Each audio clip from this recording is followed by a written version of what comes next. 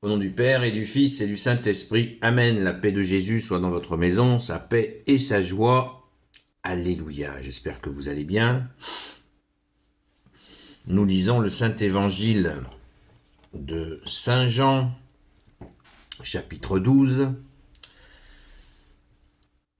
et versets 1 à 11. Quand même, on ne manque pas de souligner que les églises catholiques sont vides, sauf quand elles sont pleines. Hier, pour la fête des rameaux, il y avait des gens debout pendant la messe.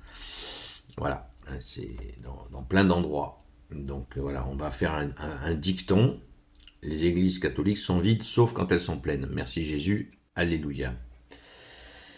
Que ta parole, ô Jésus, rentre dans mon esprit, que ma bouche proclame ta parole et que mon cœur l'accueille. Amen. Le lendemain, beaucoup de ceux qui étaient venus pour la fête apprirent que Jésus venait à Jérusalem. Ils prirent des palmes et vinrent à sa rencontre en criant « Hosanna, béni soit celui qui vient au nom du Seigneur, c'est lui le roi d'Israël. » Jésus avait trouvé un âne encore jeune et il monta dessus, comme le dit l'Écriture. « Ne crains pas, Sion, ô ma fille, voici que ton roi vient à toi monter sur le petit d'une ânesse. » Les disciples, au début, n'y pensèrent pas, mais lorsque Jésus entra dans sa gloire, ils se souvinrent qu'ils avaient fait pour lui cela même, et que ça avait été écrit pour lui. Tout le peuple qui était auprès de Jésus quand il avait appelé Lazare dans sa tombe et l'avait réveillé d'entre les morts rendait témoignage.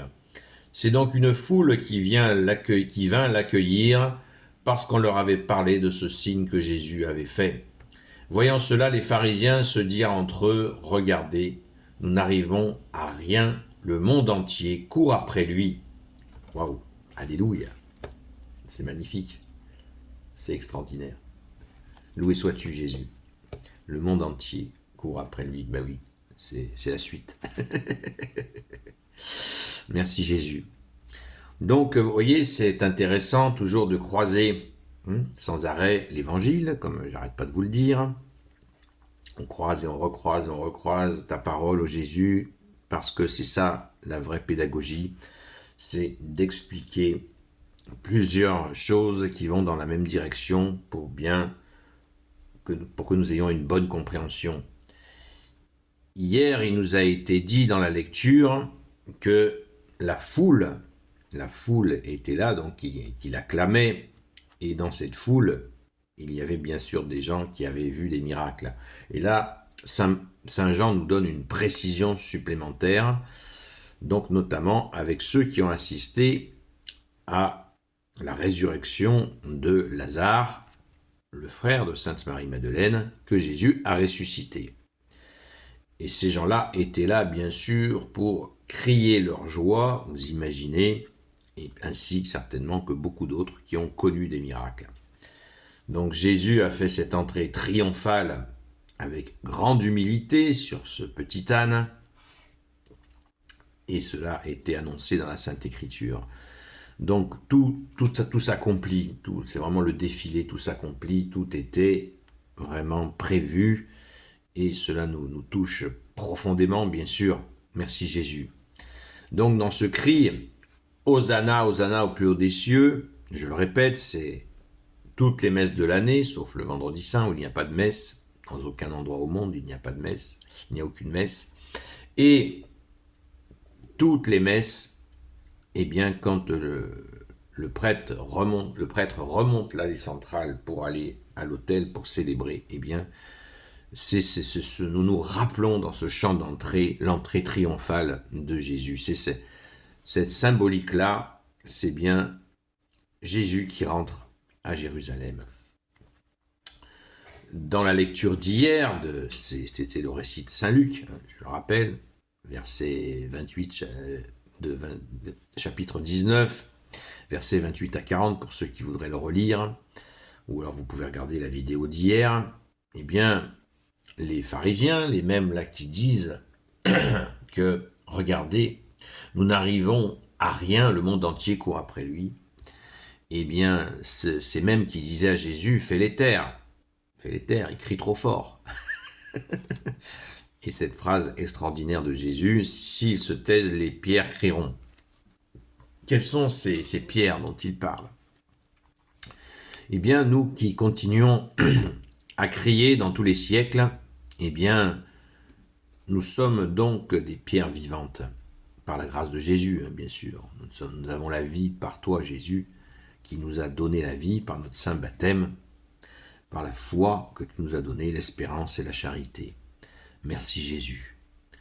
Cette entrée, imaginez que cette entrée à Jérusalem, elle a provoqué donc des jalousies, cette colère des tenants de la religion qui n'ont pas admis, qui n'ont pas accueilli la vérité du Messie tant attendu, et pourtant ils en connaissaient le sens, mais comme je le dis et le répète, ils sentaient qu'ils perdaient la main mise sur le peuple, et ça passe pas. Ils n'ont pas accepté. Et pourtant, que d'humilité. Jésus aurait pu faire son entrée dans Jérusalem sur un cheval totalement orné de tout, pourquoi pas d'or et de pierres précieuses. Pas du tout. C'est l'humilité qui est là. Et ça les agace, parce que ça les renvoie à leur absence d'humilité à eux, justement. Ça, c'est le révélateur, comme en photographie. Merci Jésus pour ta façon de procéder, comme tu nous l'as dit.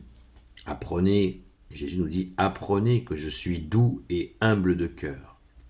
Et ce récit de Saint Jean est vraiment très complémentaire, très complémentaire. Alors, cet événement nous renvoie à quelque chose. Est-ce qu'on va le garder? On a eu cette joie dans le monde entier de fêter ton entrée à Jérusalem. Eh bien, moi je vous propose que nous gardions cette joie toute l'année. Oui, toute l'année, j'ai bien dit toute l'année. Que nous gardions cette foi, cette confiance de cette entrée de Jésus triomphale, vraiment triomphale, parce que de son vivant, Jésus, par les gens, n'a pas eu, et c'est le moment le plus puissant de tout l'évangile, de toute la vie publique de Jésus, où il a été enfin glorifié.